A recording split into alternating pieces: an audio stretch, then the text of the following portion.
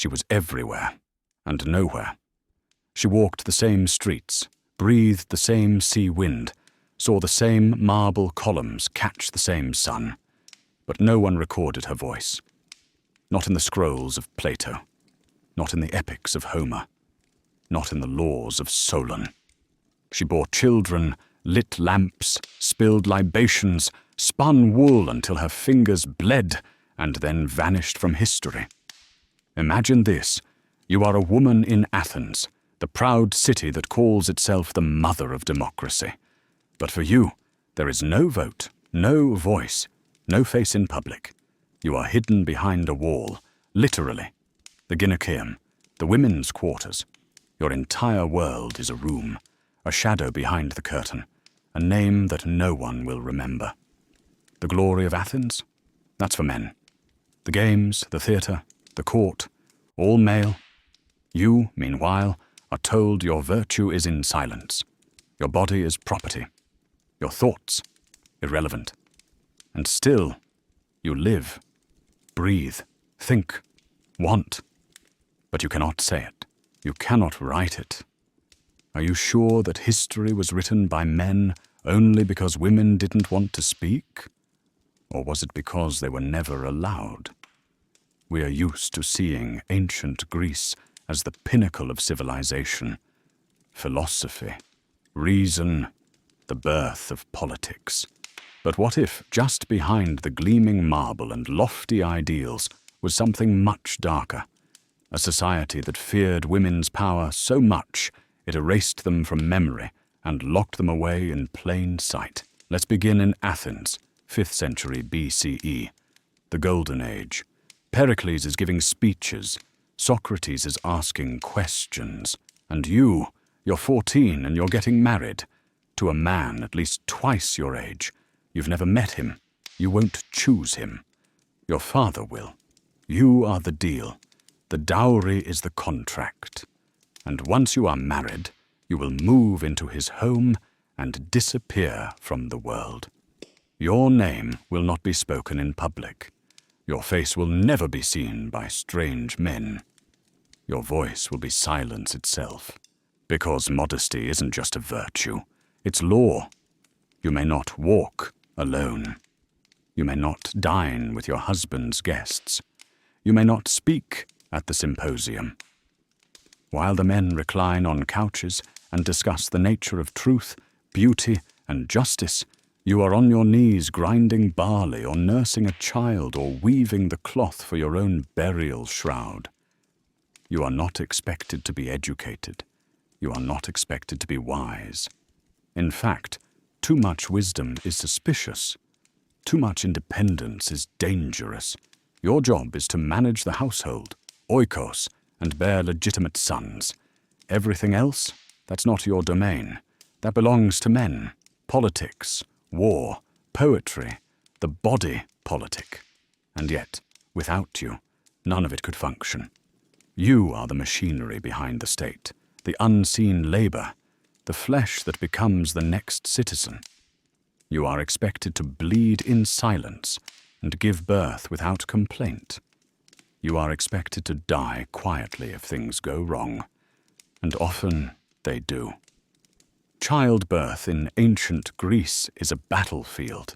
There is no anesthesia, no antiseptic, no help, except perhaps a midwife with herbs and chants and shaking hands. A woman may bleed out in the very room she's spent her entire life confined to. And yet, when she does, there is no statue for her. No song, just a brief line. She died in childbirth. A common fate, a forgotten name. But what of those who did not accept their fate so quietly? What of the women who dared to live beyond the walls? Let's speak of the hetairae, not wives, not slaves, something in between, and far more dangerous. Courtesans, educated, witty, often foreign, and terrifying to the establishment, because they could speak, they could charm, they could attend symposia, laugh with philosophers, make politicians blush. Some of them, like Aspasia, the companion of Pericles, were said to have influence over policy, but always through the back door, always unofficial, and always under threat. They were never truly safe, because a woman with influence was, by definition, a threat to order. Her power wasn't sacred, it was scandalous. Her mind, suspicious. Her freedom, temporary. Even priestesses, those rare women with official religious roles, lived under the same tight gaze. Yes, they could speak in the temple. Yes, they could wield ritual power, but only because it was considered divine possession. The words weren't theirs. The gods spoke through them. Heaven forbid a woman have original thoughts. And yet, they did. You see it in the fragments, the broken lines of Sappho, the domestic records of Delos, the graffiti etched in stone. You see it in the everyday resistance, one woman helping another with a secret herbal concoction to avoid another pregnancy. A mother teaching her daughter how to write in the dirt when no one is watching. A widow taking over a business in secret through a male proxy. These are not the acts of submissive shadows. These are acts of survival, of rebellion in silence. Even their religion was saturated with double meanings. The goddesses they worshipped, Artemis, Athena, Demeter, were powerful, but only within bounds. Athena, the virgin goddess of wisdom, was honored, but only because she was born from the head of Zeus. No mother involved, no uterus necessary. A woman, but one surgically removed from womanhood. Artemis, the huntress, fiercely independent, but again, virginal, asexual, powerful because she rejected the feminine. Demeter, goddess of fertility, worshipped in the Eleusinian mysteries, yes, but always in relation to the cycles of crops, birth, loss. A mother, defined by grief. Even their myths warn women, if you step out of line, the gods will punish you. Look at Medea, a woman who dares to challenge her husband, to speak with fury, to act with agency, and she becomes a murderer, a madwoman. Look at Clytemnestra, bold, vengeful, and eventually stabbed in her bath. Penelope? She's the ideal. Quiet, loyal, weaving and unweaving at home, forever waiting, never wandering. That's the model. Be Penelope, or be destroyed. But real women, the ones who lived and breathed in alleyways and olive groves and smoky kitchens, weren't carved from marble. They bled, they aged, they cursed the weight of children on their hips and the smell of their husbands' sweat. They prayed for peace, not in grand temples, but in whispered words as they pounded flour. And sometimes, just sometimes, they stepped out of the script. A woman takes a lover, a girl runs away to a temple, a slave poisons her master, a mother teaches her daughter to lie about where she's going. These are cracks in the stone facade of ancient order, not enough to topple the structure, but enough to let light in. You won't find them in the history books, but you'll find them in the margins, in the household inventories, in the burial offerings, in the few gravestones that name a woman not just as a wife, but as wise or beloved. And in those silent moments, when you realize that for every known male philosopher, there were 100 women whose names were never written down, but whose ideas, hands, labor, and blood kept the city alive. So let's be honest. The democracy of Athens was not for everyone. It was a club for male citizens, a small group upheld by slavery, fed by women, and defended by armies. Behind the scenes of Socratic dialogues and theatrical tragedies, women were the invisible chorus. They were the cooks, the nannies, the seamstresses, the midwives, the mourners. They were the beating heart of a city that refused to give them a face. But they were there, always there. And here's the twist. Without them, none of it could exist. The secret lives of women in ancient Greece weren't truly secret. They were just deliberately ignored, erased, covered over with marble and myth. But if you listen carefully, you can still hear them. In the grinding of stone mills, in the creak of wooden looms, in the lullabies hummed to sleeping children, in the footsteps across courtyards that history forgot to record. These women didn't vanish. They were buried. And now, centuries later, they are rising. Quietly, relentlessly. With every broken potsherd and every unearthed epitaph, they return.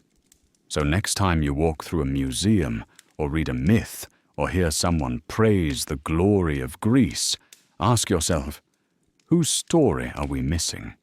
Who's behind the curtain, watching?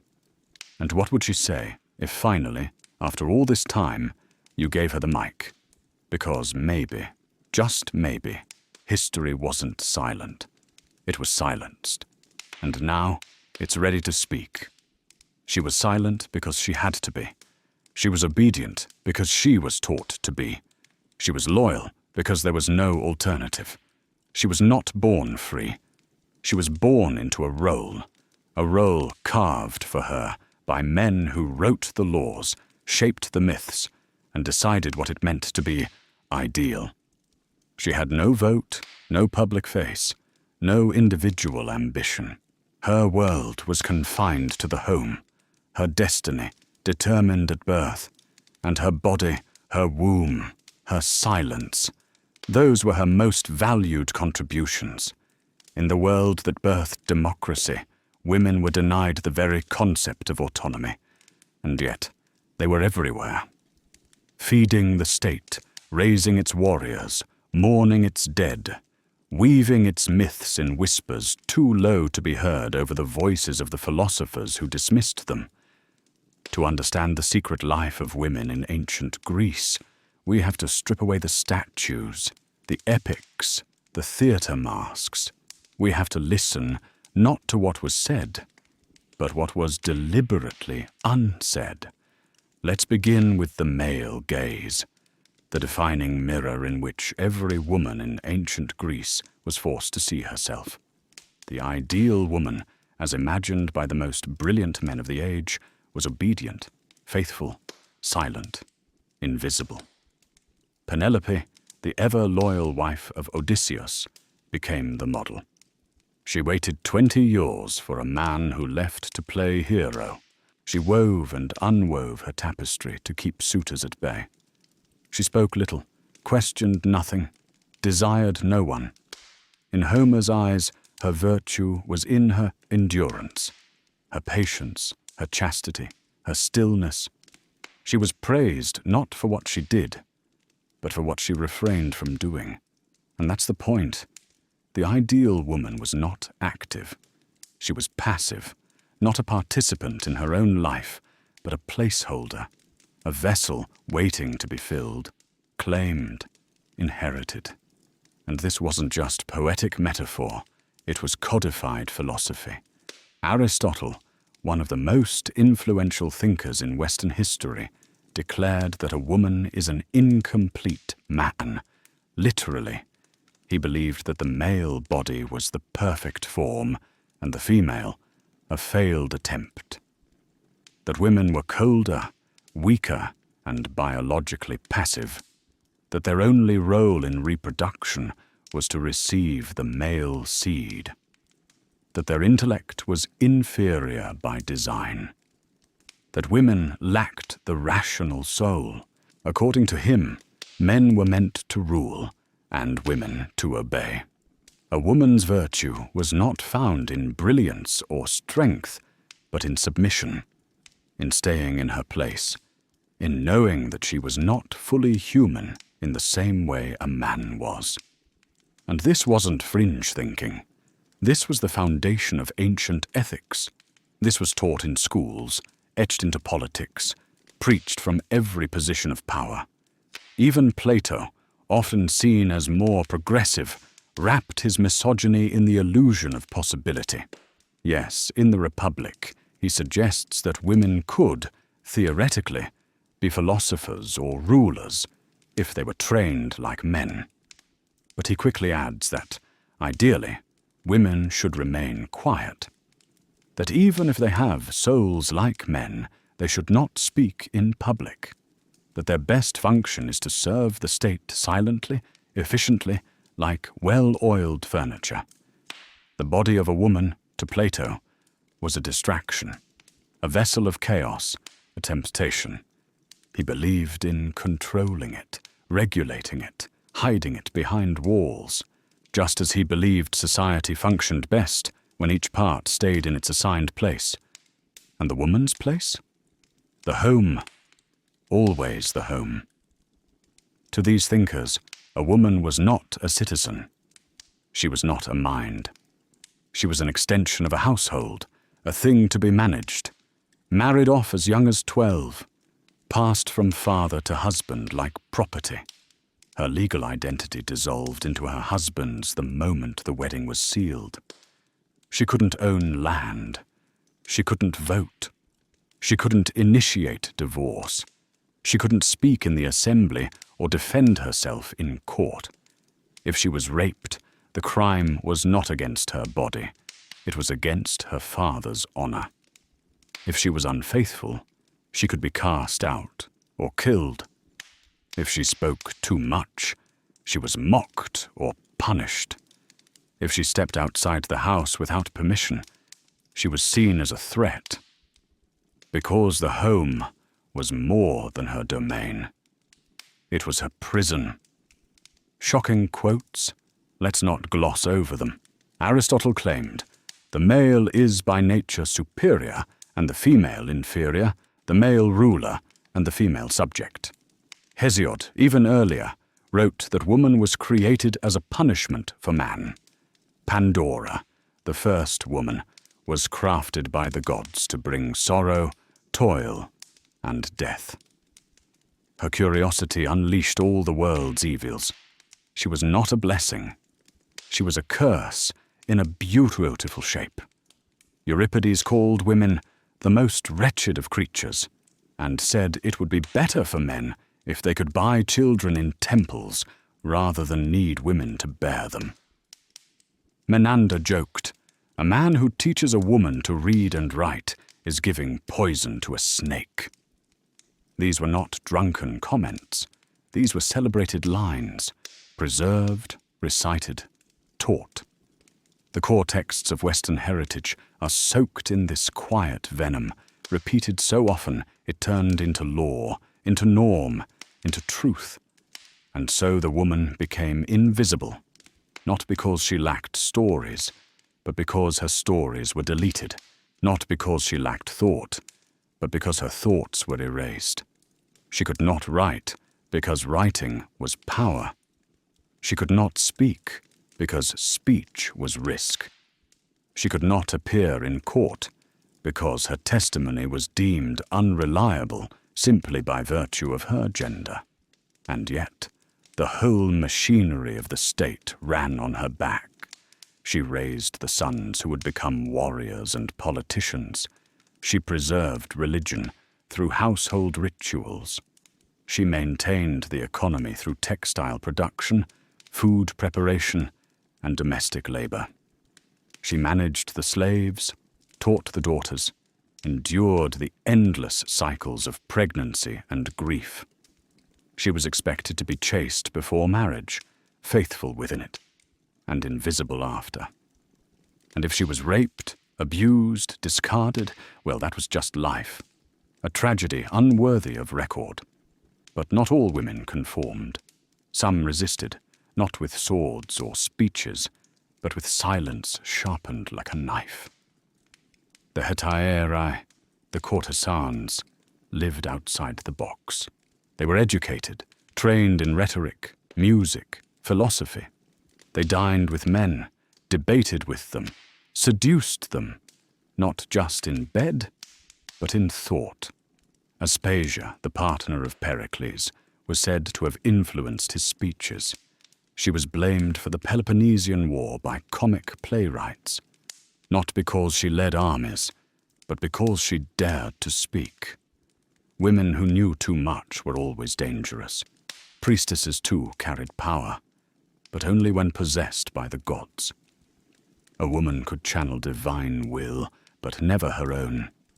She could dance in a festival, but not vote on the tax that funded it. She could weep at funerals, but not choose her own burial site. She could worship Aphrodite, but not speak of her own desire. The contradictions were endless.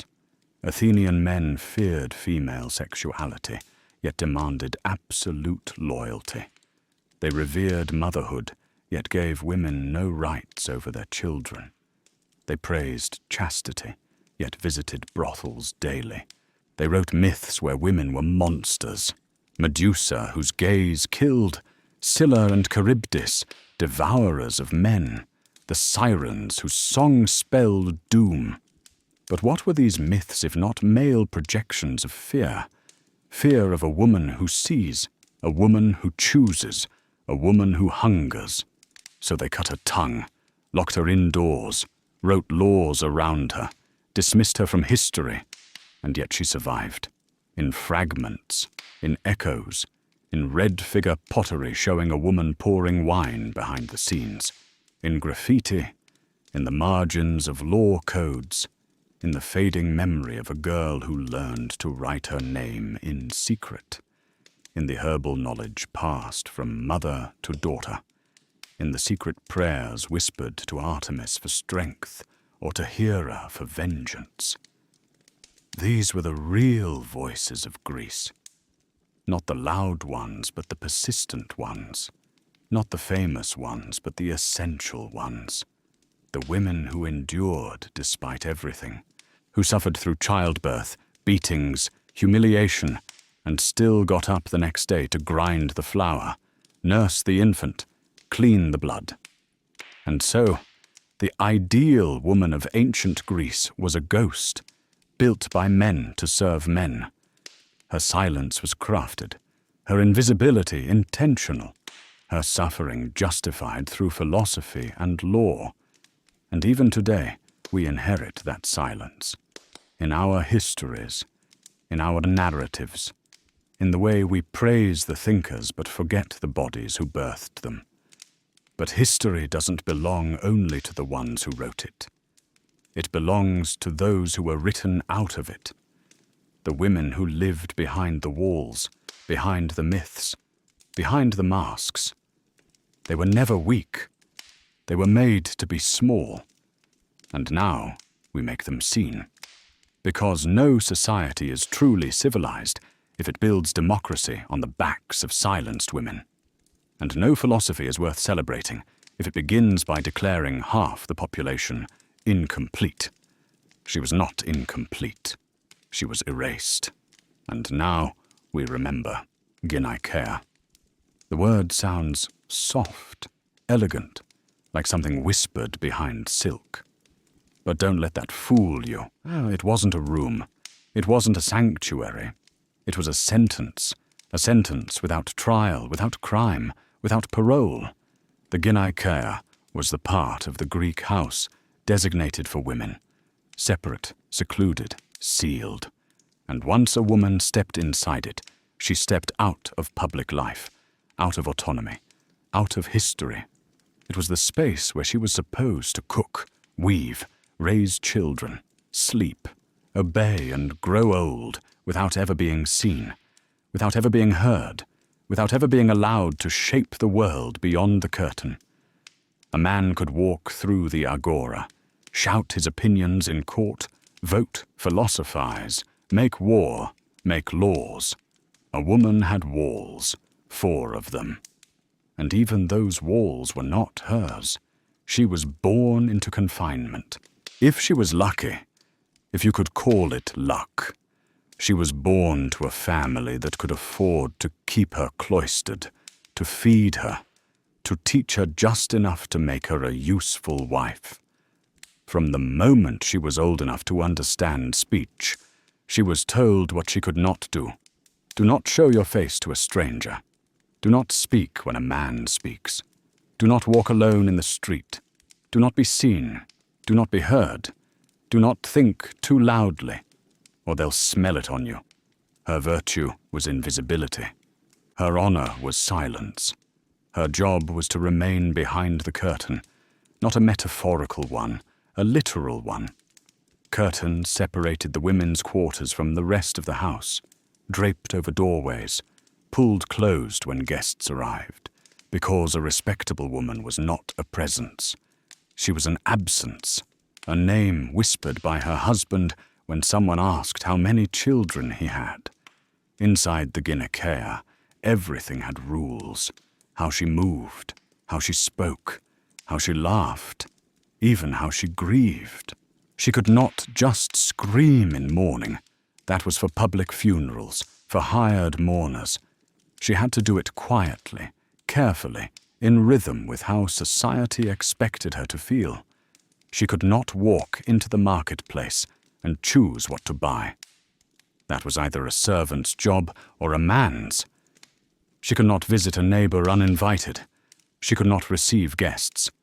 She could not choose her friends freely, because to choose freely, you must first be free. Her only escape was the courtyard, if her house had one. A square of open sky, where the sun touched her face, but not her future.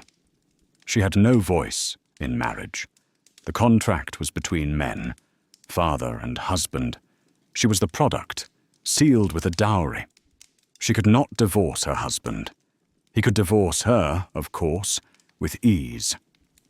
But if she tried to leave him, she needed a male guardian to represent her, to speak for her, to justify why she would dare to choose freedom. And if she returned to her father's house, her shame returned with her. Society called her broken, dangerous. A woman outside the marriage bed was always suspicious, too visible, too unowned, too free. Her body belonged to others. Her father guarded her virginity like treasure until he sold it. Her husband controlled her womb like a field, expected to be fertile, grateful, silent. Her sons might grow to rule the polis, to make speeches, to lead armies. She gave them life. She taught them their first words.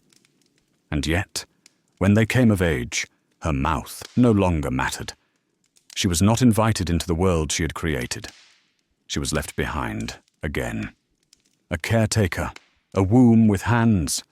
The Gynekea was a prison made of customs, not chains, of norms, not iron. There were no bars, but the bars weren't needed. Everyone already knew the rules. A woman out of the Gynekea was suspect. A woman seen in public too often, too freely, was marked. If she spoke too much, she was shamed. If she laughed too loudly, she was dangerous. If she met the eyes of a man on the street, she was asking for something.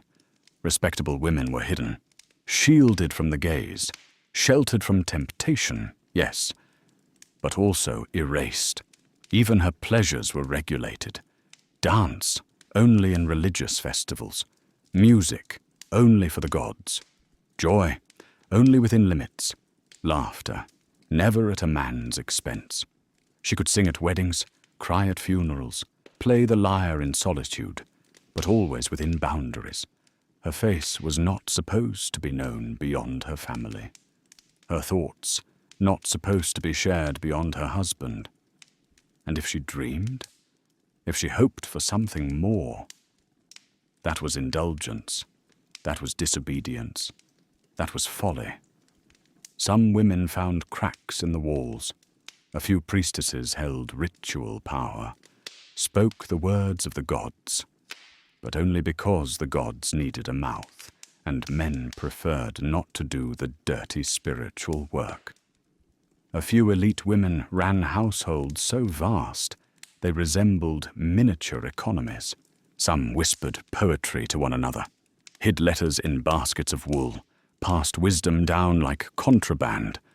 But even they were bound by expectation. Even they knew that one wrong step, one affair, one scandal, one pregnancy out of place could destroy them. So was she a slave in a golden cage? Not quite. She was more than a slave, because a slave might be visible. A slave might run errands, speak in public, handle money. A slave had value to multiple people. The Athenian woman had value only to her husband. Her virtue was locked behind doors. Her honor depended on her being unseen. She was a caged symbol, a holy object, worshipped and owned. The golden cage was made of myths, stories told by men to justify the architecture of silence. Penelope waited. Medea was punished. Clytemnestra was butchered. Electra went mad. Antigone was buried alive. The lesson was always the same. Step outside the role, and you are ruined. Stay inside, and you are safe, but forgotten. So she lived. In shadows, in doorways, in rooms where men didn't enter. Her life was a maze of rules. Don't go out alone. Don't speak unless spoken to. Don't look too bold. Don't be too clever. Don't be too loud. Don't want. Don't act. Don't be. Be a wife. Be a mother. Be a shape behind the curtain. The Gyneceia was not a room. It was an identity, assigned at birth, maintained until death. And even then, her tombstone, if she was lucky enough to get one, would not praise her intellect, her dreams, her voice. It would say, wife of, mother of, modest, faithful, quiet. This was not just her home. It was her fate. The walls did not need to be high if every eye in the city reinforced them. The cage did not need locks if every story told her she deserved it. She was not free to imagine another life. And yet, somewhere, deep inside that curtain-draped prison, she did. Because even in silence, a mind still burns. Even in confinement, the heart still dreams. She may not have had the words. But now we do, and it's time to open the door. She watched him go. The boy, no older than her, yet already draped in freedom. He stepped into the sunlight, sandals striking the marble with purpose, hair still damp from his morning bath. He was going to the palestra, the wrestling school, the gymnasium, the place where boys became men, where they trained not only their bodies, but their minds. He would run, sweat, spar, listen to his instructors speak of Homer and Heracles, practice the noble arts of rhetoric and reason, and return home with the sun setting behind him, muscles sore, mind sharper, voice stronger. And she remained behind, inside, behind the curtain, behind the wall, behind the idea that she had no need to know more than how to mix flour, soothe an infant, and remain unseen. She would not go to school. She would not be taught to read or write. Her world had no letters, no arguments, no ink, no scrolls, only silence. And in that silence, her fate was sealed. Education in ancient Greece was not a right. It was a privilege, and it was not given equally. Boys, especially boys of citizen families, were groomed from early childhood to participate in the life of the polis. They studied grammar, logic, philosophy. They learned to recite epic poetry, to debate with clarity, to speak with power. Their education was a preparation for citizenship, for war, for law, for public life. They trained in agon, competition, not only on the field, but in speech, in thought. They were taught to question, to challenge, to create. Their minds were as much a battleground as their bodies, and through this, they earned their place in society. Girls were excluded, deliberately, systematically. Their education was one of containment.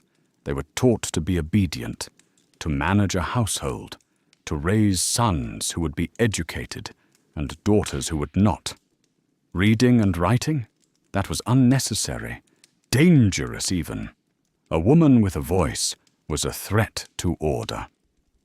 A woman with ideas might question her place, and so the knowledge was kept from her. Not lost, hidden, guarded, withheld by design. A girl might never hold a stylus, never unroll a scroll, never hear her own name written down. She might never see her thoughts take shape in language, because thoughts, for her, were meant to be unspoken. Her virtue was silence. Her highest praise was that she was not heard. The idea was simple. Educated women would disrupt the hierarchy. They might think. And thought leads to desire, to dissatisfaction, to movement. Better to raise her within strict limits. Better to teach her the loom, the spindle, the jar, the fire. Her hands were busy, so her mind would stay quiet. Her gaze was lowered, so it would not wander. Her world was shaped by tasks, not texts, and in this way she was kept docile, functional, decorous. But there were exceptions, outliers, deviants in the eyes of the system. Women who slipped through the cracks, who were trained in the forbidden arts of reading and rhetoric. The hetairae. They were not wives, not respectable by societal standards, but they were allowed what wives were denied: education. They were taught music, poetry, conversation, politics, because their value was in performance. Their brilliance was a currency. Men would pay not only for their beauty, but for their intellect, their charm, their companionship. A hetaira could speak with philosophers, dine with generals, influence politics, not openly, not officially, but effectively.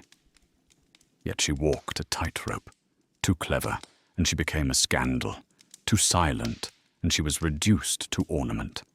She had to walk between power and propriety, and even then she was always at risk.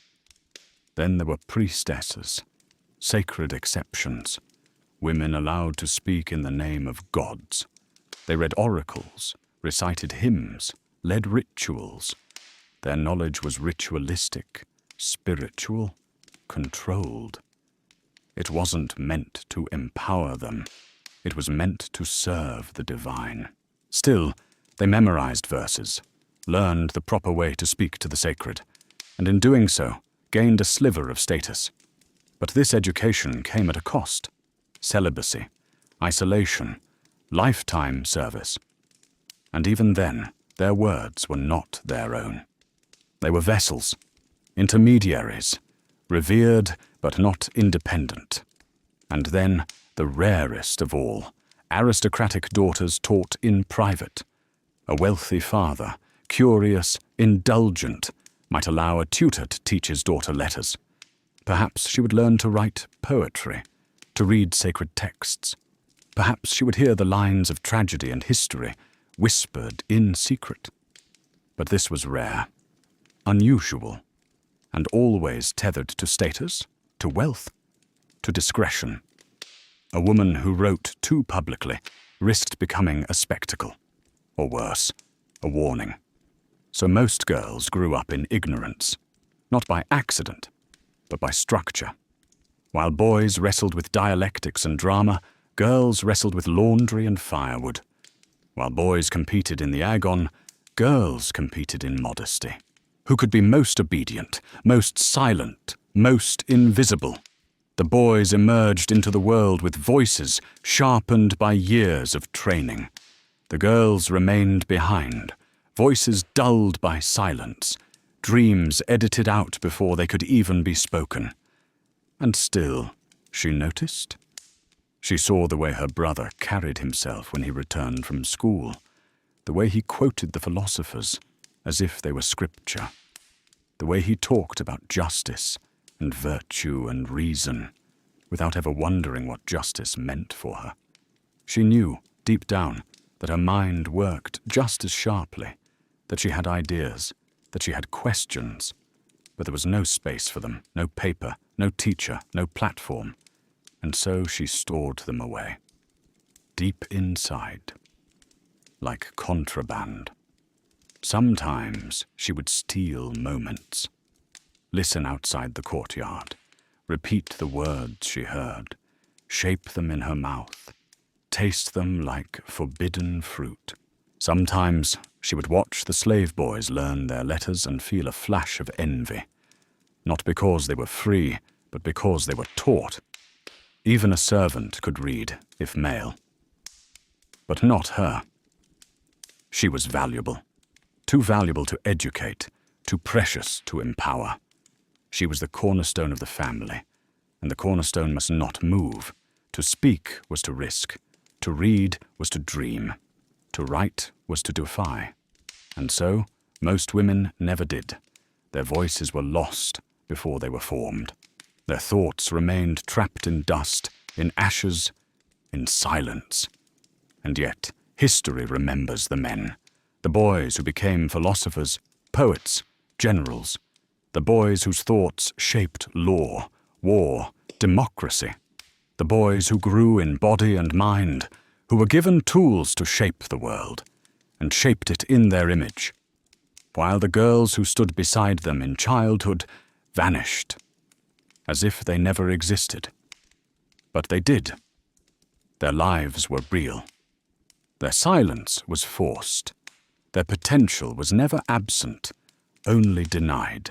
And in every unwritten letter, in every forgotten name, in every empty page, there is a woman who could have been, who might have spoken, who might have taught, ruled, created, but wasn't allowed. So when we speak of Greek civilization, of its brilliance, its genius, its legacy, we must also speak of its absences, of the voices it buried, of the minds it locked away. Education in ancient Greece was a gate, and women weren't given the key. They were expected to admire from the outside, to raise the gatekeepers, to serve the system that excluded them. But history does not forget forever. The silence is not eternal. And now, at last, we are ready to listen, not just to what was said, but to what was silenced. Marriage was not romance, it was transaction, agreement, a signature without ink, a deal signed in silence between men about a girl who would not be asked. In ancient Greece, marriage was not a personal choice. It was not about love, compatibility, or dreams. It was about economy, bloodlines, alliances. Two families, one goal: consolidate power, secure property, pass on legitimate heirs. And the girl? She was the vessel, the currency, the collateral. She didn't get to choose. She didn't get to question. She didn't even get to speak. The arrangement was made between her father and another man, her future husband or his father, and she was the object being transferred, a commodity cloaked in modesty, a body handed over at the right age, which was young, sometimes as young as 12. 14 was common, 16, and she might be considered late. The man could be twice her age, or older. That didn't matter. What mattered was her womb, her obedience, her family name, and the money that came with her.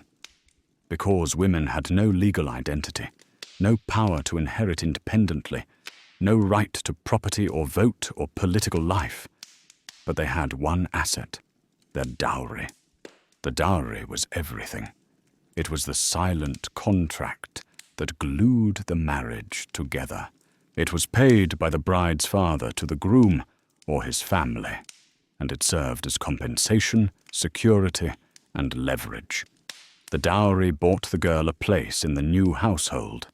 It paid for her food, her clothes, her bed, her children.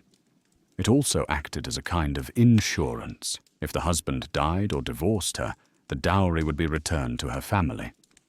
Not to her, to her kyrios, her male guardian, usually her father or brother. because even as a wife, she remained under male authority, always owned, never autonomous. The dowry was discussed like cattle, like land. It could be measured, negotiated, disputed. It could include silver, livestock, clothing, household goods, slaves. It could raise or lower a woman's value in the social hierarchy. A large dowry elevated a family's standing, enabled better matches, ensured the bride would be more secure in her new life. A small dowry meant less prestige, fewer protections, less desirable husbands. But no dowry. That was disaster. A girl without a dowry was unmarriageable. Useless. A burden to her family. She might be married off to a much older man, a widower, a farmer in the countryside. Or she might never marry at all, sentenced to a lifetime of silence in her father's home, a shadow in the women's quarters, a reminder of failure. So from the earliest age, a girl was raised not as a person, but as an investment. She was trained in domestic arts, taught to spin wool, bake bread, raise children, keep silent. Her body was guarded like treasure. Her virginity was a price tag. Her behavior was curated for male approval. She learned early that her life would be measured in obedience, that her purpose was to leave one home and serve another. Her wedding day was not the beginning of a love story. It was a transfer of ownership. She went from the authority of her father to the authority of her husband. She was veiled, escorted, and delivered, like cargo. The ceremony was brief. The speeches were made by men. The celebration was for the families. She might be dressed in white, her hair braided with ribbons, her eyes lowered. But behind the beauty was a prison. She entered her husband's house as a stranger. Often she had never met him before the agreement. She was expected to serve him, to bear his children, to manage his household, to avoid dishonor. Her duty was to produce sons. The more, the better. Her body was no longer hers. It belonged to the marriage, to the family line, to the hope of future citizens. She was expected to be fertile, healthy, submissive. If she failed to produce children, especially sons, she could be blamed, cast out, or replaced. Infertility was a curse, and the woman bore the burden, regardless of who was truly responsible. Her role was to carry the next generation, not just physically, but legally, politically. A legitimate heir ensured that property remained within the family. A male heir continued the name. A female heir repeated the cycle. The wife did not dine with her husband. She did not join him when he entertained guests. She remained in the gynekea, the women's quarters. She emerged only for religious festivals, funerals, and the occasional family gathering. Her world shrank. Her voice dimmed. Her identity became wrapped in others, wife of, mother of. And yet, her value to society was immense. She kept the household running. She raised the children. She managed the slaves, if the family could afford them. She produced the food, the clothes, the quiet labor behind every successful man. But she received no recognition, no public praise, only the expectation that she remain loyal, discreet, and faithful. Adultery, for her, was a crime, not just a sin. If caught, she could be divorced, disowned, and destroyed. Her children could be declared illegitimate. She could be barred from religious rites, cut off from her family, even killed. Because a woman's body was not her own. It was the vessel of lineage. An adulteress threatened inheritance, property, citizenship. She disrupted the clean line from father to son. So she was watched, guarded, controlled. A man could take a concubine, a slave, a hetaira. His infidelities were tolerated, expected, even praised. but a woman's slightest hint of desire outside marriage was treated as betrayal. And if the husband died? She did not inherit the estate. She did not become head of the household. She returned to her father's house or remained under the guardianship of her son, if he was old enough. Or she might be married off again, reshuffled, reused, reintegrated into another man's household. Again, with a dowry. Again, with expectations. There was no widowhood with independence. There was no path to freedom. Her fate was always in the hands of men. And yet, she endured. She learned to navigate her confinement, to build small kingdoms in the kitchen, at the loom, in the nursery. She whispered her strength into lullabies, into rituals, into the daily labor of survival. She might teach her daughter the same skills she had been forced to learn. She might share secrets in hushed tones with other women, about childbirth, about grief, about silent resistance. She might find moments of joy, of solidarity, of power, fleeting, fragile, but real. Still, the structure was clear. Marriage was a contract. The girl was the currency. The dowry was the glue. The womb was the guarantee. And the woman? She was the silent foundation of the city-state, the invisible architecture of power. She carried the weight of generations, but was denied a name on the pillars, denied a voice in the law, denied the right to decide her own fate. She was the wife, the mother, the honor of the household, and the prisoner within it. She was never asked, only expected. Never free, only transferred. Never heard, only remembered by what she gave, never by what she wanted. Marriage in ancient Greece was not a union of hearts. It was a machinery of lineage, and women were the gears, not polished, not praised, just turned, and turned, and turned, until they broke. She entered the room, and the air changed.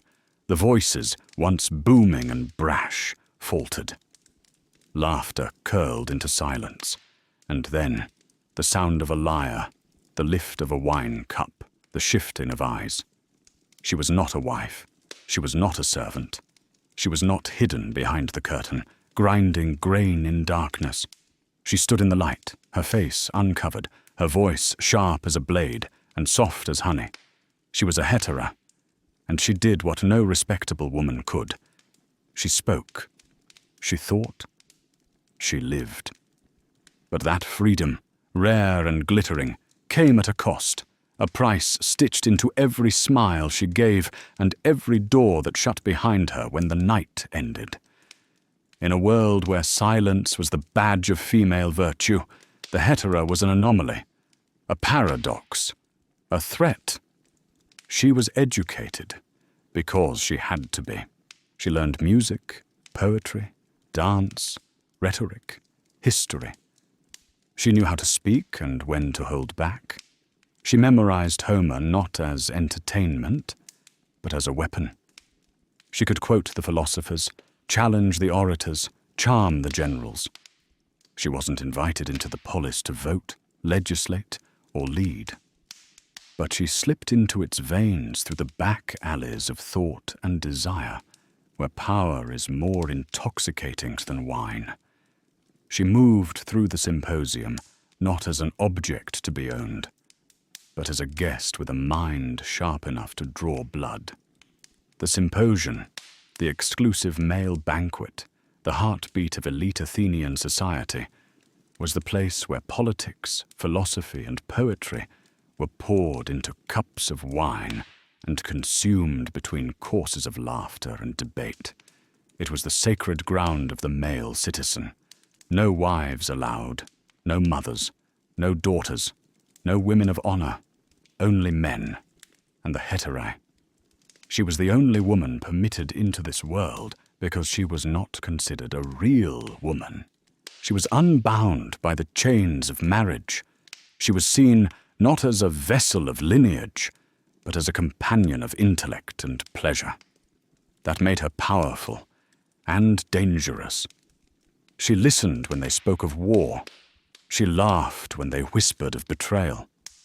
She gave advice, made introductions, passed secrets. She made herself essential, but never equal.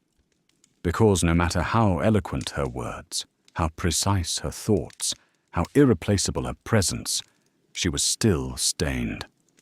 Society labeled her free but dirty, clever but corrupt, visible but shameful.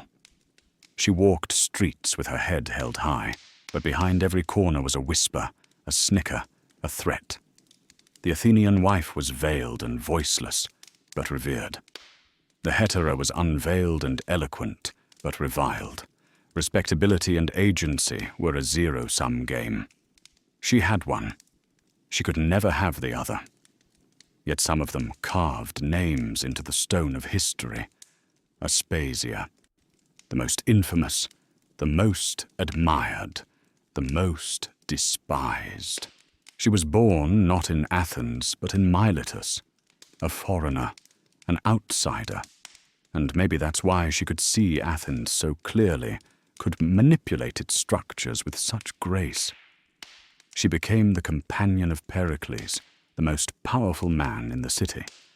Not just his mistress, but his advisor, his equal in conversation, his intellectual partner. She hosted gatherings of philosophers, statesmen, artists. It was said that even Socrates admired her mind, that her home was a sanctuary of ideas in a city of dogma. She was blamed for war, praised for rhetoric, mocked in plays. She never wrote a line that survived, but her silence echoes louder than words. Aspasia was not alone. Other heterae made their mark, some as artists, some as poets, some as muses, some as manipulators. They lived on the margins, balancing brilliance with scandal. They were free to speak, but never free of judgment. Free to think, but never free of suspicion. They could move through the highest circles of thought, and yet never sit beside a wife at dinner. They could inspire laws and spark revolutions of thought, but never bear legitimate children, because their bodies were not sanctified by marriage. Their presence, while desired, was never honored. This freedom was real, but it was narrow. It was conditional. It existed only because it served male needs, intellectual stimulation, sexual pleasure, conversational wit. The moment a hetera stepped outside her role, the moment she demanded permanence or power, she risked erasure. She could not marry a citizen. Her children would be illegitimate, her future always uncertain. She was elevated and exiled in the same breath, a goddess at night, a ghost by morning. And yet, in a society that told women they were incomplete, irrational, passive, the hetera proved the opposite. She showed that a woman could be a mind, not just a womb, that she could speak in metaphors, not just lullabies, that she could carry an argument as easily as she carried a tune, that she could be more than a symbol, she could be a force. She was the only woman allowed to live as a partial citizen of the mind, and for that she paid. Her presence revealed the lie that women were naturally silent, naturally ignorant, naturally domestic, because given the chance, she outshone the men who claimed superiority. Given education, she learned. Given language, she argued. Given audience, she held it. And so, the patriarchy allowed her to exist, but just barely. Just enough to serve the symposium. Just enough to prove male brilliance by contrast. Just enough to remind every wife locked in the Gynikeia what she was not allowed to become. Was the hetera free? Yes, but only in the way that fire is free, to burn, to destroy, to warm for a moment, and then vanish. She was a flame in the dark corners of Athens, casting light on the hypocrisy of the world around her. She was proof that women had minds, and the proof was buried beneath shame.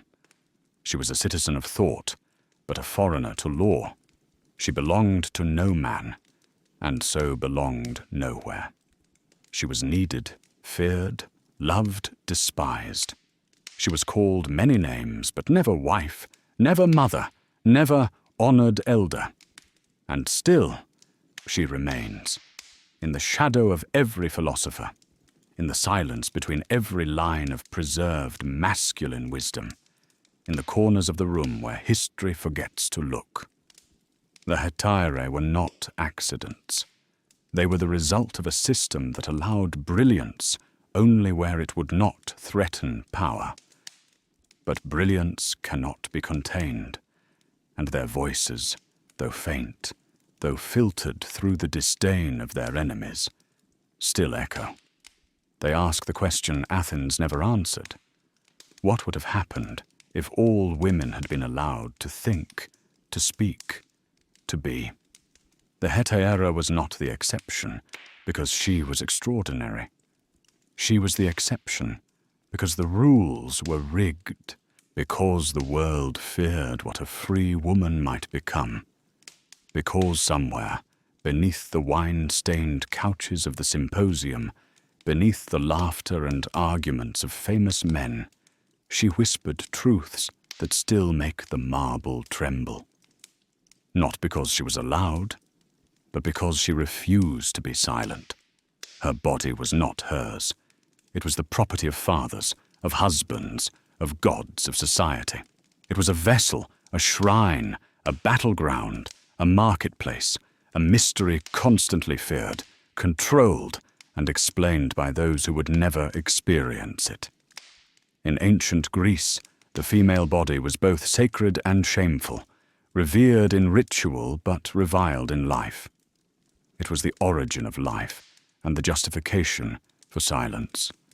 It was the temple of fertility and the prison of propriety.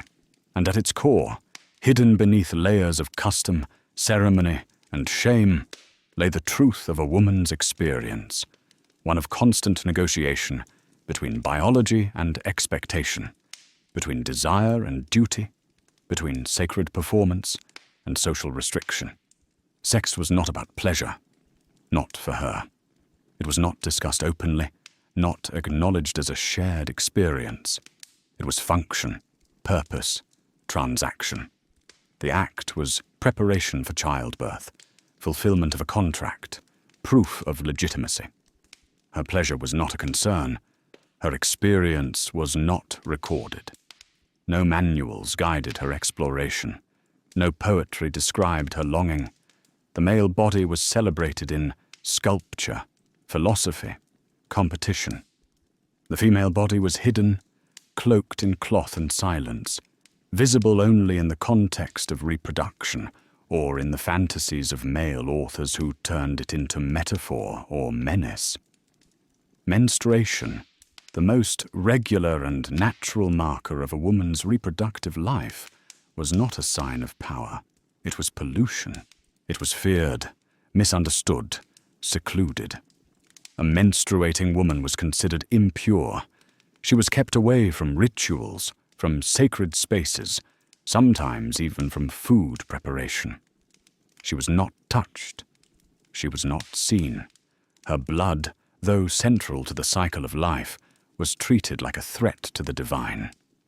And yet, it was a constant reminder that she was on a timeline, that her value was tied to fertility, to regularity, to her ability to bleed without dying and stop bleeding only when pregnancy took its place.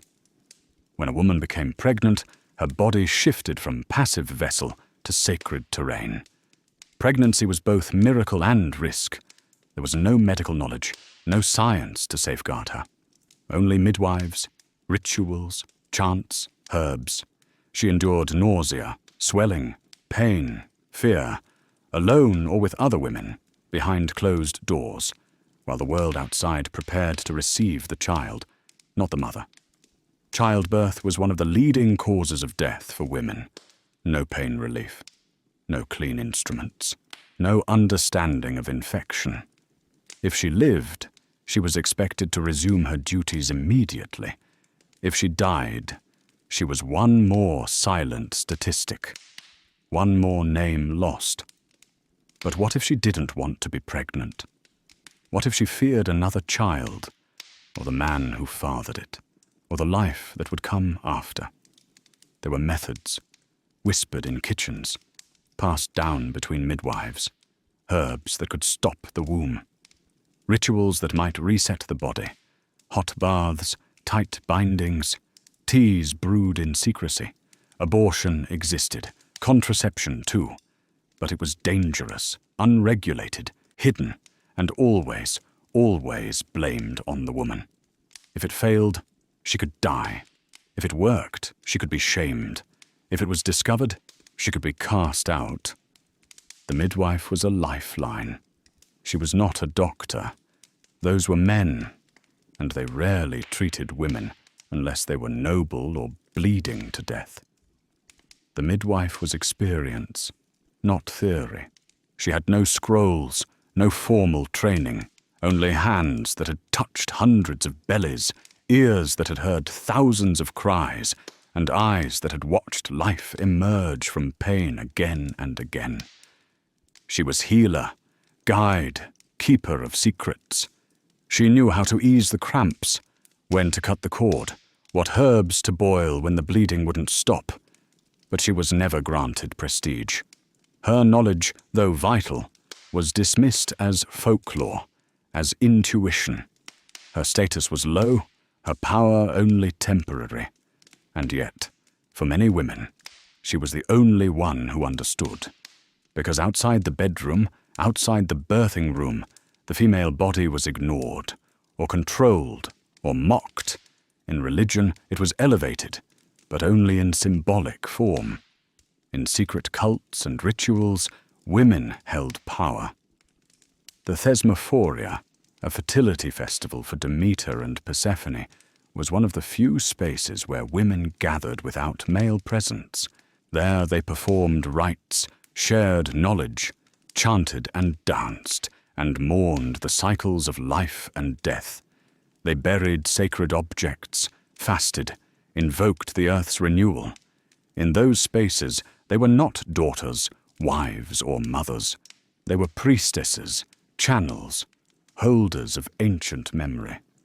But even these mysteries were kept hidden, not because the gods demanded it, but because men feared what women might become if given too much spiritual authority. Outside of ritual, the female body was for marriage, for sex, for children. The state did not care about her health, her desire, her agency, only about her role in continuing the line. A woman's virginity before marriage was essential. It was proof of her value, a guarantee of legitimacy. After marriage, her faithfulness was not just a moral expectation, it was a civic duty. A wife who strayed risked contaminating the bloodline. A man who strayed risked nothing. The double standard was not subtle, it was law. Even the vocabulary of sex reflected this imbalance. The man was the actor, the woman the recipient. The man took her, used her, lay with her. The woman was taken, was used, was entered. Her consent was never discussed. Her pleasure was never assumed. Her experience was rarely described. In plays and poems, women were seduced, raped, tricked, conquered. Rarely were they shown wanting, choosing, pursuing, and if they did, they were punished. If she desired too much, she was labeled a threat, a siren, a harlot, a danger to the order of things. And yet, desire existed. Of course it did. A woman is not a womb. She is not a myth. She is not a hollow jar waiting to be filled. She is flesh and nerve and longing. She feels. She wants. But in ancient Greece, she had no language for it, no space, no permission. She had to disguise it, bury it, redirect it into prayer, into duty, into shame. She might have glimpsed it in the eyes of another woman, in the touch of a hand at a ritual, in the words of a poem passed like contraband in the shadows. But it was always at risk, always under threat. Her body was watched, measured, regulated. It belonged to the state, the husband, the child. It was the origin of all things, and yet denied control over itself. It was sacred and it was property. Celebrated in statues, but only of goddesses. Admired in myth, but only when tamed. Revered in mystery rites, but only for what it could produce, never for what it could feel. The secret life of women in ancient Greece was lived in the body, in blood and birth and touch and silence, in the spaces between law and legend, in the pain that was never written down, in the desire that had no name. It was a life of contradictions, divine and disposable, necessary and unwanted, powerful in ritual and powerless in reality. And yet, somehow, they survived. They passed their knowledge in hushed voices. They cared for each other in dark rooms. They honored their bodies even when the world did not. They bled, bore, wept, healed, endured, not because they were allowed, but because they were alive. Because even when erased, a woman remembers. Even when silenced, the body speaks. Even when forgotten, the blood leaves a trace. And that trace is history, written not in marble, but in flesh. Not in ink, but in life. Not in the words of men, but in the secret lives of women. She held the infant in her arms and prayed, perhaps to Hera, perhaps to Artemis, perhaps to no one at all. The gods were distant. The fire was cold. The baby was a girl. And her heart sank. Not because she didn't love the child, not because she didn't feel that flood of fierce, bone-deep tenderness, but because she knew. From the moment she looked down into that tiny face, she knew what everyone else would see. Not life, not joy, but failure. Again, another daughter, another round of muttered disappointment, another step closer to disgrace. Because in ancient Greece, motherhood was not a state of being. It was a job, a duty, a verdict. And if a woman could not produce a son, she was worse than useless. She was dangerous. A woman's worth was her womb, and her womb was expected to deliver citizens, males, heirs, anything less. And she failed the state, her husband, and her own fragile place in a world that barely allowed her to exist. To be a woman in ancient Greece was to be a machine, built for reproduction, maintained for childbirth, judged by what came out of your body. You were married off in adolescence to a man you didn't choose. You were expected to conceive immediately. The clock started ticking the moment the wedding torch was lit. Your belly became a battlefield. You had no control over your body, no language to speak your pain, no rights to refuse. If months passed without a pregnancy, the whispers would begin. If years passed, the shame would settle like ash over your name. It didn't matter that conception was as much a man's responsibility. No one asked about him. No one examined his body. All eyes turned to the wife, the girl, the child forced into motherhood, who now stood trial without a voice. And when the child came, everything depended on what lay between its legs. If it was a boy, the house rejoiced. Offerings were made. Neighbors congratulated. The father strutted. The mother, for a brief moment, was safe. She had fulfilled her role. She had contributed to the polis. She had secured her husband's line, his inheritance, his pride. A son meant legitimacy. It meant future. It meant that she, the silent wife, had proved her value in the most primal way. But if it was a girl, the reaction was colder. There was no celebration, no public joy, maybe even no survival. Infant girls were the most likely to be abandoned, left at crossroads, exposed to the elements, discarded like surplus. Too many daughters meant too many dowries, too many mouths, too little benefit. If a family was poor, a girl might not even be named. She was a liability before she learned to walk.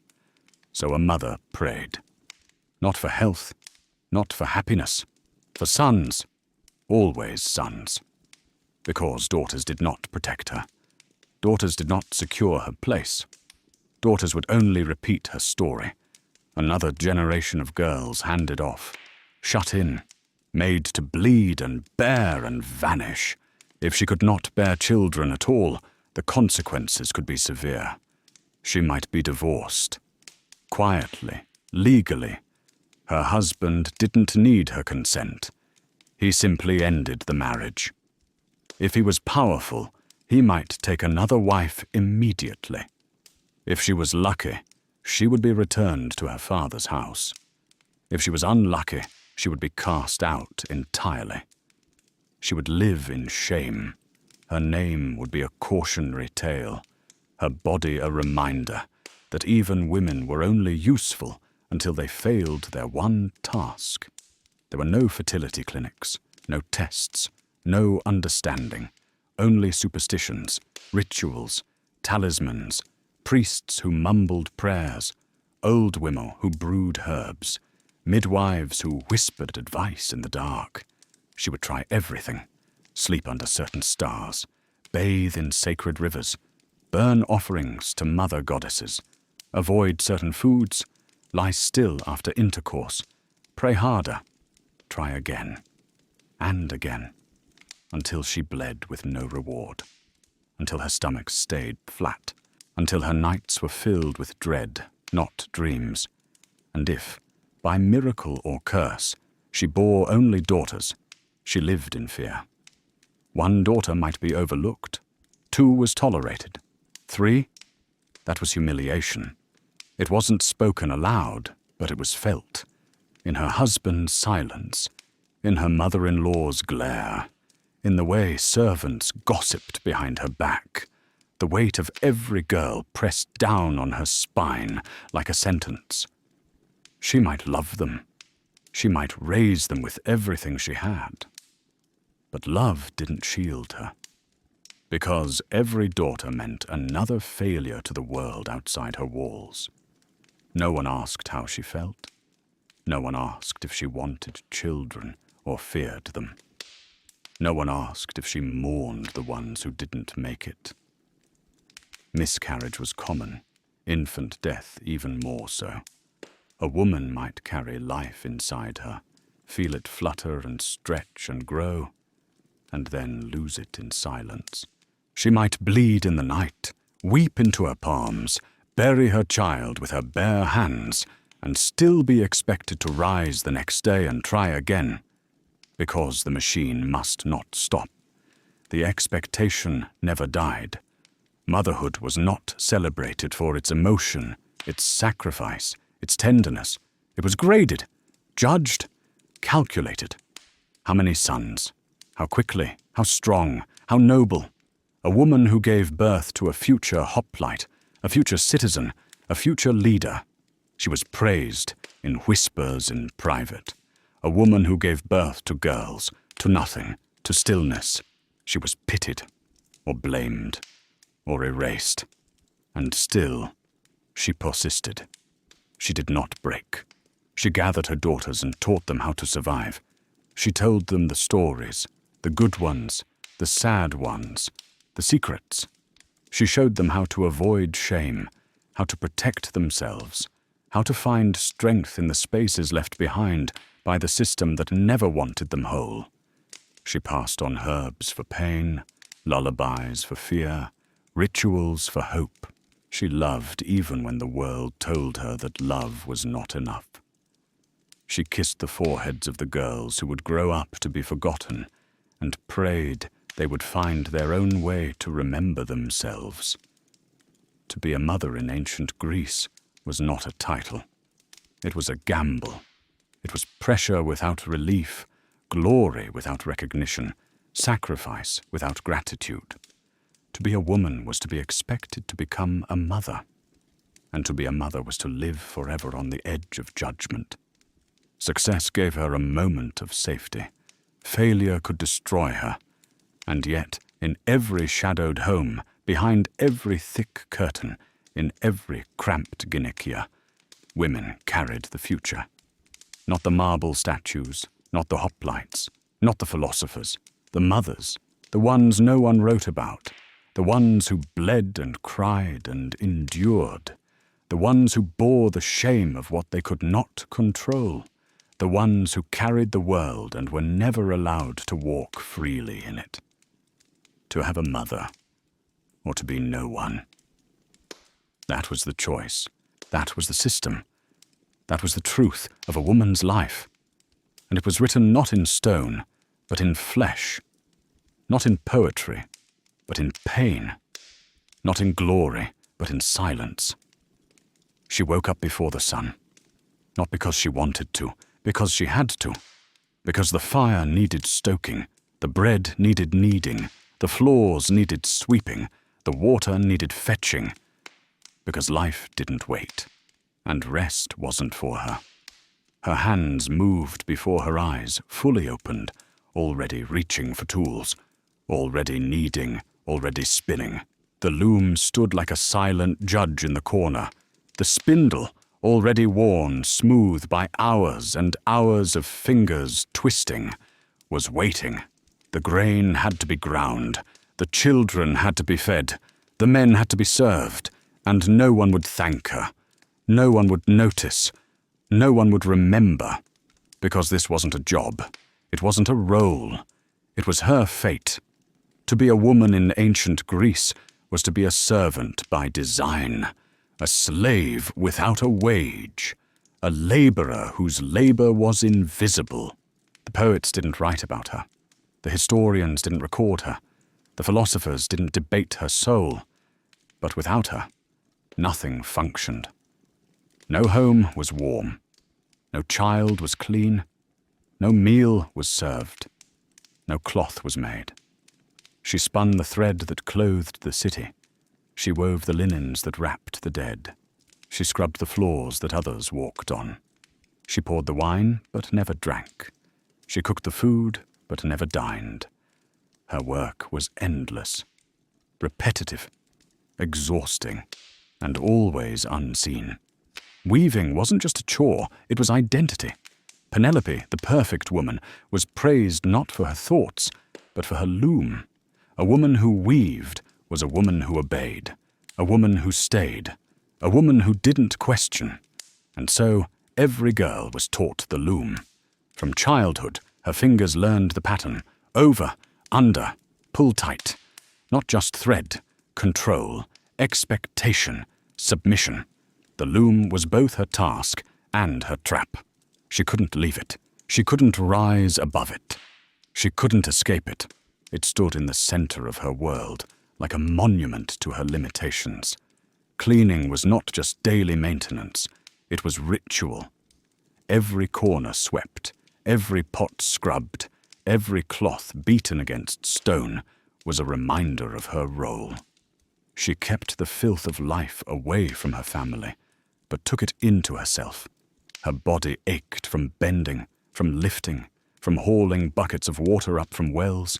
No plumbing, no luxury, just repetition, just labor, just her. Cooking was constant, not glamorous, not creative. It wasn't about choice or joy or celebration. It was about feeding others, not herself. It was about pounding barley into porridge, baking flatbread in ash, boiling lentils for the 7th day in a row. Meat was rare. Oil was rationed. Her kitchen was hot, smoky, choking. And yet she worked, always, without stopping, without pause. Because the family must be fed. Because hunger was chaos, and her job was to prevent chaos. Quietly, invisibly, She didn't work for payment. Her existence was the payment. She was housed, clothed, maybe protected. Maybe. But she was not free. She could not stop. She could not say no. She could not demand rest. Her labor was a debt she owed simply for being born a woman. And it didn't stop with the household. If her husband had property, she managed it. If he had servants, she directed them. If he was poor, she worked beside him in the field. If he died, she managed his affairs, until a male guardian stepped in to reclaim what was never really hers. Work outside the home was not a choice. It was desperation. Respectable women did not appear in the marketplace. They did not labor in public. That was for the poor, the forgotten, the desperate. A widow with no sons, a girl with no dowry, a mother with too many mouths to feed. They might sell textiles, bread, herbs. They might carry water, serve in inns, wash clothes by the river. But they paid the price. Their bodies became public, their reputations suspect. A working woman was no longer sheltered. She was visible, and visibility was danger. In every way, her life was pre-written. She didn't choose her tasks. She didn't choose her tools. She didn't choose her time. Her day began in darkness and ended in exhaustion. And in between, she gave everything: her labor, her breath, her body, her silence. She didn't ask for more. She wasn't taught to. She was taught that this was her place, her virtue, her destiny. The fates wove the pattern of her life before she even took her first breath, and her only role was to follow the thread. She was not allowed to dream of anything else. Ambition was not for her. Ambition was masculine. Movement was masculine. Argument was masculine. Her domain was stillness, quietness, predictability. She was expected to smile without joy, to work without complaint, to serve without identity. Her story was never hers. It was the story of the household, the husband, the child. She existed only in relation to others, as wife, as mother, as servant. And if she stopped, if she broke down, if she rebelled, who would notice? Who would care? She had no name in the records, no voice in the assembly, no allies in the courts. Her suffering was assumed, her endurance expected, her collapse irrelevant. This was not a life, it was a sentence, and yet she survived it, through endurance, through whispered solidarity, through moments of laughter shared with other women behind closed doors, through lullabies sung to sleeping infants, through prayers muttered over steaming pots, through the secret knowledge passed from hand to hand like treasure. How to ease pain, how to stretch grain, how to hide tears. Her life was fate. But within that fate, she found pieces of herself. Not because she was free, because she was human, because even a life built of labor can hold flickers of meaning, because even in a world that refused to see her, she saw herself.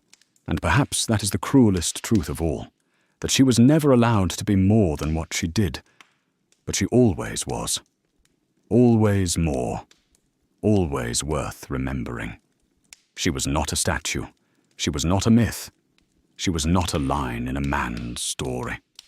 She was the story. She lit the fires. She wove the cloth. She bore the children. She cleaned the dust from the floors of democracy and watched the heroes walk over her work without looking down. She kept the house standing while the city praised itself. She labored every hour of every day of every year, and no one thanked her, no one paid her, no one wrote her name. But without her, there would have been no Greece, only hunger, only ruin, only silence. And perhaps now, finally, that silence can speak. She heard the words but couldn't speak, not because she didn't understand, because she wasn't allowed. Because when a man said, "Leave," there was no trial, no discussion, no hearing of both sides, just silence, just footsteps, just a door closing. Divorce in ancient Greece was not negotiation. It was dismissal. And the man, the husband, the head of the household, the citizen with rights, could end a marriage as easily as sending the woman away. There was no paperwork, no mutual agreement, no need to explain. A wife could be expelled from her home, her children, her entire identity, with a single decision. She packed what little she owned. She walked back to her father's house, if he still lived. If not, she fell into a limbo, no longer a wife, but not truly free. Not anything at all. The law supported him. Society approved. A man could claim incompatibility, infertility, dissatisfaction. He could take another woman, openly or discreetly. He could accuse her of failing as a mother, as a housekeeper, as a wife. And even if no fault was named, even if she had done everything right, she could still be cast out like worn fabric. Because she wasn't a person in the eyes of the law. She was part of the household. And a household can be rearranged. Could she leave him? Technically, yes. But only in theory. A woman could initiate divorce only with the assistance of a male guardian, usually her father or brother, who had to petition the authorities on her behalf. She could not represent herself. She could not walk into a courtroom and speak. Her voice had no place in the public arena. If her father was dead, if her brother refused, if no male relative supported her, she was trapped. Even in cases of abuse, abandonment, cruelty, she needed male permission to escape male control. And then came betrayal, the thing that broke her entirely, adultery. For a man, it was a sport, a custom, a wink between friends. A husband might sleep with a concubine, a slave, a courtesan. He could maintain multiple sexual relationships without legal consequence, without social backlash. In fact, his masculinity was confirmed through conquest. No one whispered about his morality. No one challenged his honor. A man's infidelity was not only tolerated, it was expected. But for a woman, adultery was the end. The absolute collapse of her world. It was not treated as a private matter. It was a legal offense. If discovered, she could be divorced instantly. Her dowry returned to her father, her name dragged through the dirt, her children declared illegitimate, her reputation destroyed. She could be forbidden from entering religious spaces, barred from public ceremonies, reduced to a ghost among the living. And if the husband caught the act in progress, he was legally allowed to kill the man involved, on the spot. The lover could be executed, the woman exiled, the shame permanent. Even suspicion was dangerous. She didn't have to be guilty, just accused. The mere hint of impropriety could stain her for life. There was no court of empathy, no concern for circumstance. A woman forced, deceived, abused, was still shamed. Her agency was irrelevant. Her experience erased, because a woman's body was not hers. It was her husband's possession. And betrayal in the eyes of society was not about emotion. It was about ownership. Adultery was theft, of legacy, of paternity, of control. And for that theft, there was no forgiveness. Social condemnation followed her like a shadow. She could not remarry without scandal. She could not return to her old life. She became a pariah, unspoken, unwelcome. Her presence in any respectable setting was questioned. Her every word met with suspicion. She might be forced to live with distant relatives, treated as a burden. She might retreat entirely from public view, surviving on scraps of dignity. There was no redemption arc, No second chance. Only silence. Only shame. The irony was brutal.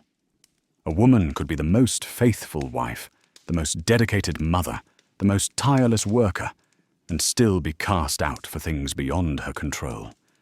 If she bore no children, she was blamed. If she bore only daughters, she was pitied. If her husband grew tired of her, she was removed. And if she dared to seek comfort elsewhere, if she broke the mold that had been suffocating her since girlhood, she was annihilated. Even the language conspired against her. The words used for women who stepped outside their roles were loaded with venom. Whore, seductress, defiler. And yet no such words existed for men. He was clever, desirable, passionate. She was ruinous, impure, dangerous. The double standard wasn't hidden. It was baked into every story, every law, every whispered warning from mother to daughter. Don't be seen. Don't be too bold. Don't speak to men. Don't be alone. Don't be beautiful. Don't be free. A divorced man could remarry without consequence. Rebuild his life. Reclaim his place. A divorced woman had no such freedom. Her prospects were slim. Her options grim. And even if she did remarry, she remained tainted. Her second husband might see her as damaged goods. Society certainly did. She would never be celebrated. Never be respected in the same way. She carried the scar of her past like a brand. And yet, through all of this, women endured. They learned to read the silences. They learned to survive within the cracks of a system that refused to acknowledge their humanity. They built private networks, shared wisdom, passed down rituals for protection, for healing, for hope. They comforted each other in the long nights after disgrace. They whispered stories of other women who had suffered. They remembered what the world chose to forget. The secret life of women in ancient Greece was not just about quiet chores and domestic duties. It was about navigating constant threat, about walking a tightrope of virtue in a world where one slip meant ruin, about knowing that your entire identity, your safety, your children, your name, could be torn from you at any moment, and you would have no say. Divorce was not just heartbreak. It was obliteration. Betrayal was not just pain. It was execution without a trial. To be a woman was to live under surveillance, not by the state, by the family, by the neighbor, by the God whose statue watched you pray. Every step was judged. Every word was weighed. Every gesture could be twisted. And through it all she endured, not because she was weak, but because she had no other choice. Because survival was the only rebellion she was allowed. Because even when the law erased her, and the city silenced her, and her husband discarded her, she remained, in the memory of her daughters, in the stories told in secret, in the strength passed down like fire in the dark. She was exiled. She was betrayed. She was divorced. But she was never gone, only hidden. And now she returns, not to beg for recognition, but to remind us she was always there, always, watching, waiting, burning. She breathed in the smoke, let it curl into her lungs, let it dizzy her, let it twist the ground beneath her feet into a whirl of shadows and whispers. Her hair was wild, her eyes half closed, her voice not her own. Or so they said. Men knelt before her. Kings, generals, philosophers. They travelled from the ends of the known world to ask her questions they dared not ask each other. And she answered, not as a woman, but as a mouthpiece of the gods. The Pythia, the Delphic oracle, cloaked in vapour, seated above a chasm, transformed by ritual into something they would listen to. Not because she was wise, not because she was respected, because she was useful, because in that moment she wasn't speaking for herself, she was speaking for Apollo. To be a woman in ancient Greece was to be silenced in life, but sometimes, rarely, almost accidentally, given a voice through death, gods, or madness. Religion was the one domain where a woman could step into the public eye and not be immediately punished for it. She couldn't vote, couldn't speak in court, couldn't write policy, but she could stand in the temple. She could pour wine, burn offerings, sing the sacred songs, interpret omens. She could become priestess, prophetess, oracle, not as herself, not as a citizen, but as a vessel, a bridge between mortals and the divine. And in that space, for a fleeting moment, she was powerful. But even that power had rules. The Pythia of Delphi didn't speak her own thoughts. She entered a trance, sat on a tripod over a fissure in the earth, inhaled the fumes of burning laurel or ethylene or mystery, and let the god take over. Her words were riddles. Her voice altered. Men interpreted her speech. Male priests wrote it down. Male officials filtered it into policy. She was the source, but never the author. Her words could shift armies, influence laws, reshape empires. But she would return to her chamber alone. No family, no property, no name in the record books. A tool, a sacred one, but a tool nonetheless. Priestesses of other cults fared no better in autonomy, though they were often respected in name. In Athens, priestesses of Athena held prestigious roles. They managed temples, oversaw rituals, organized festivals. Their appearance at public ceremonies was a reminder that women could, under very specific conditions, be seen. The priestess of Demeter, central to the Eleusinian mysteries, carried deep religious significance. She guided initiates through the secret rites of life, death, and rebirth. She spoke of cycles, of the earth, of what was buried and what would rise again. But she did so in a closed circle. No men allowed, no records kept. The knowledge was sacred, which meant it was silent. These women held respect, but not freedom. Their positions were inherited, rare, and often required celibacy. They lived apart. They did not marry. They did not speak in the assembly. They did not vote on temple taxes or political decrees. Their lives were bound by oaths, customs, superstitions. Their purity was policed. Their value tied to their ability to remain above, or rather outside, the social order. They were not part of the city. They served it, at its edge. And yet, through religion, women found ways to move, to whisper, to shape. They could offer sanctuary. They could perform rites for fertility, for healing, for vengeance. They could lead funeral laments and birth rituals. They could commune with the dead, interpret dreams, heal with herbs.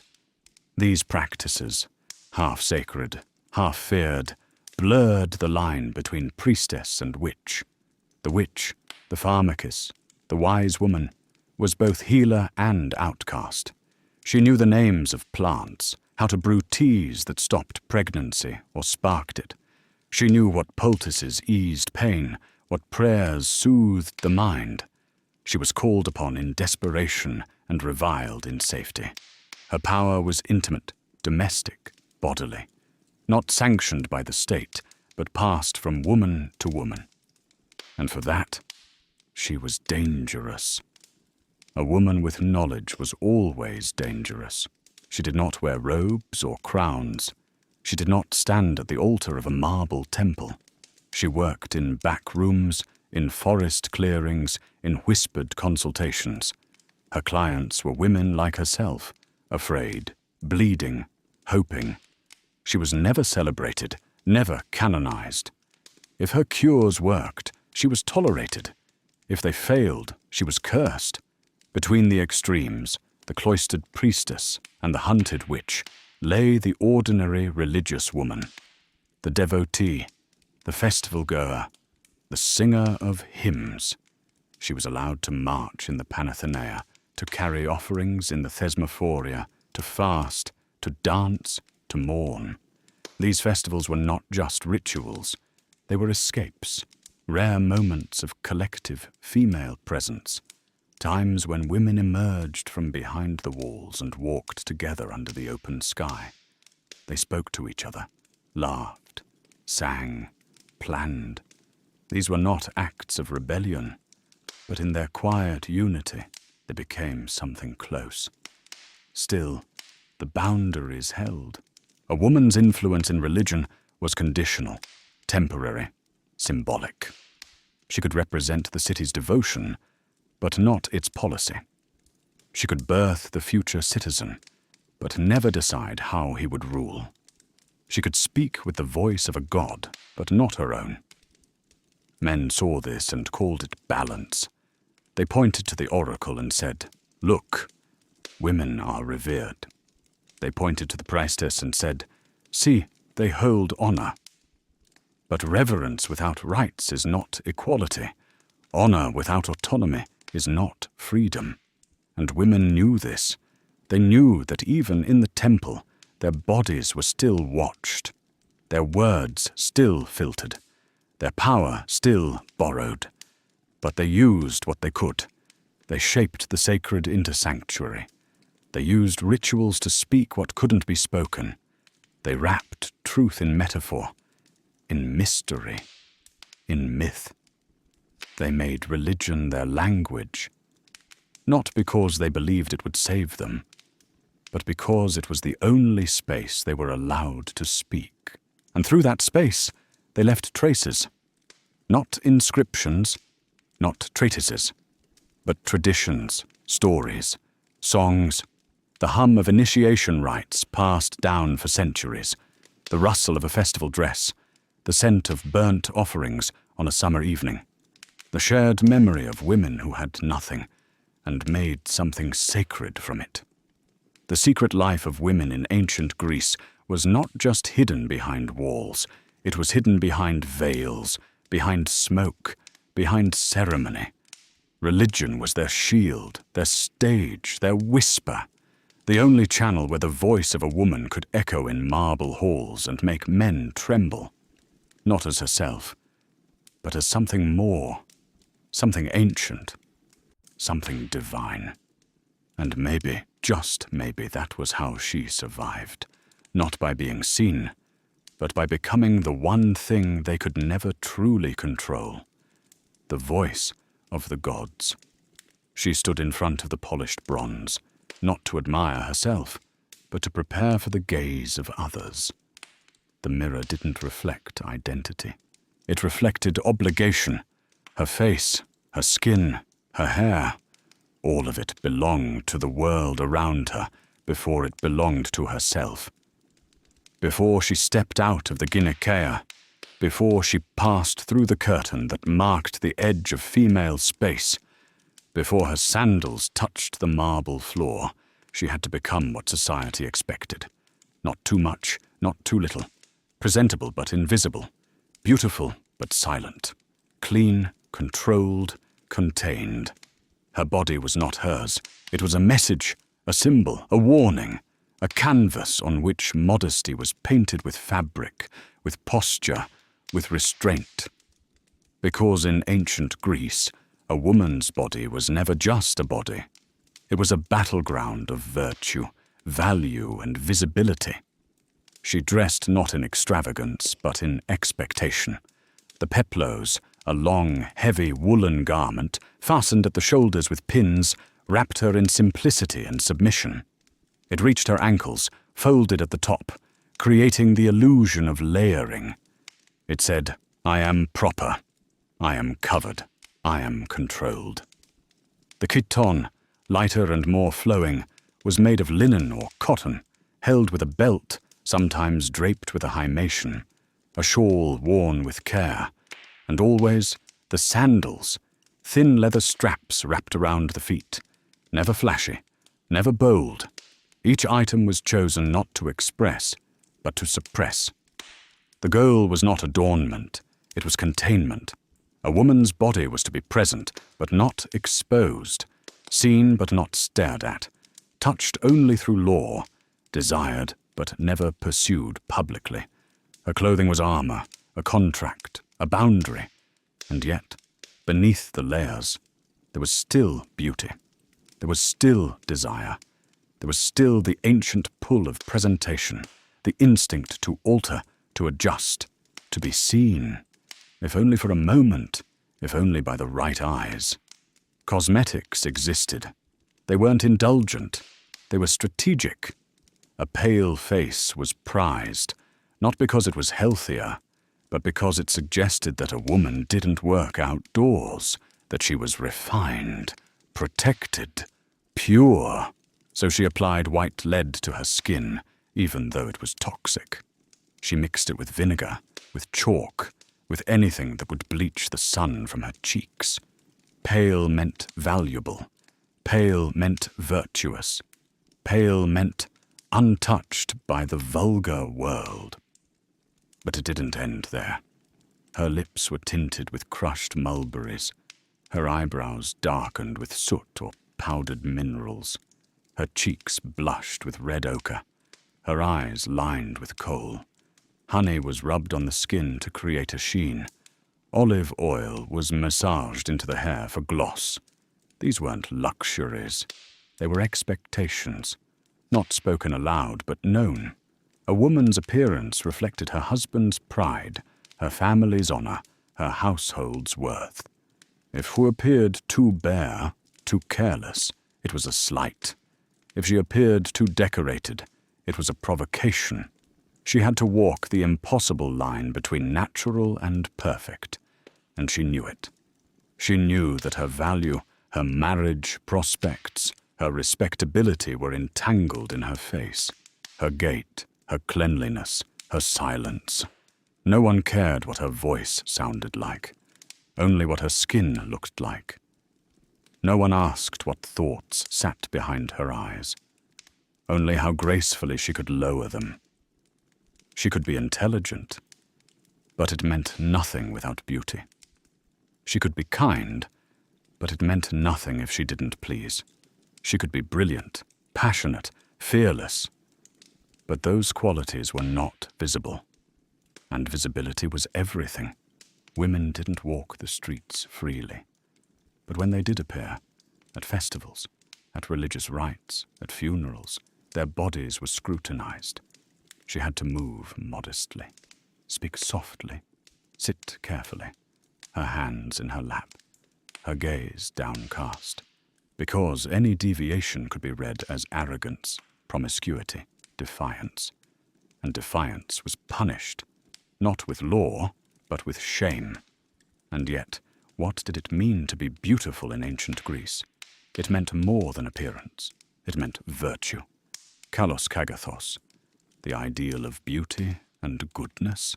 A beautiful woman was assumed to be well-behaved, well-bred, morally sound. An ugly woman, whatever that meant, was assumed to be lesser, rough, lacking. The body was the proof of the soul, they believed. The skin reflected the character. The symmetry of the face mirrored inner harmony. It wasn't just unfair, it was institutionalized. And here, across centuries, echoes ring. Because though centuries have passed, the same gaze lingers, the same pressure, the same contradiction. Be beautiful, but not vain. Be natural, but flawless. Be desirable, but not desiring. In ancient Greece, a woman's worth was stitched into her garments and smeared onto her skin with lead and ash. In modern times, the materials have changed, but the rules still haunt us. Now the peplos is a power suit. The white lead is foundation. The coal is mascara. The pressure is commercialized, digitized, internalized. And the same paradox remains. Be beautiful, but don't admit that you try. Hide the labor. Erase the effort. Pretend it's natural. even when it costs you hours, money, peace. Women today still face mirrors that reflect society's demand before they reflect the self. They still walk the tightrope between being noticed and being blamed for it. Ancient Greek women lived in silence, dressed in expectation, measured in appearances. Their bodies were canvases upon which others painted values. And today, that brush has not been put down. It's been modernized, repackaged, but not relinquished.